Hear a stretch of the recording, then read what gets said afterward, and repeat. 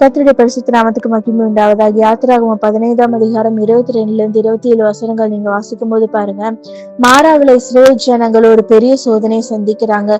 3 நாட்கள் தண்ணீர் இல்லாம நடந்த அவங்க தண்ணீர் கிடைச்சப்போ இந்த தண்ணீர் பாத்தீங்கன்னா கசப்பா இருந்துச்சு. உடனே அவங்க முறுமுறுக்க ஆரம்பிச்சாங்க. ஆனா மோசே பாருங்க கர்த்தரிடத்துல ஜெபிக்க ஆரம்பிச்சாரு.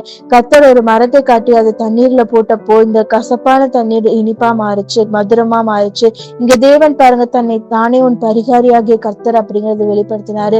யெகோவா ராஃபா அப்படிங்கறத வெளிப்படுத்தினாரு. இன்னைக்கு இந்த சம்பவம் நம்முடைய வாழ்க்கைக்கு ஒரு பெரிய பாடமா அமையும். சில நேரங்கள்ல நம்ம வாழ்க்கையில மாறாத நிலைகள் வரும். அதாவது கசப்பான அனுபவங்கள், பதில் இல்லாத ஜனங்கள், துயரங்கள்னு சொல்லிட்டு. ஆனா தேவன் அந்த கசப்பை மதுரமாக மாற்ற அவர் போதுமான தேவனாய் காணப்படுறாரு. நம்ம முறுமுறுக்காம மோசையை போல தேவனை நோக்கி பார்க்கும்போது பாருங்க, உங்க கசப்பான வாழ்க்கையை உங்க மதுரமா மாறுறதை நீங்க பார்க்க முடியும். மாறாவுக்கு பின்னாடி அவங்க ஏலிமுக்கு வந்தப்போ பாருங்க, அந்த இடத்துல ஒரு ஆசீர்வாதம் அவங்களுக்கு காத்துட்டு இருந்துச்சு. என்னன்னா 12 நீரூற்றுகளும் 70 பேரீச்ச மரங்களும் கொண்ட ஒரு ஆசீர்வாதம் அவங்களுக்கு காத்துட்டு இருந்துச்சு. அதே போலதான் தேவன் நம்மளுடைய கசப்பின் வாழ்க்கைக்கு பின்னாடி, சோதனைகளுக்கு பின்னாடி பாத்தீங்கன்னா ஓய்வும் ஆசீர்வாதத்தை அவர் கொடுக்க ஒரு போதுமான தேவனாய் காணப்படுறாரு.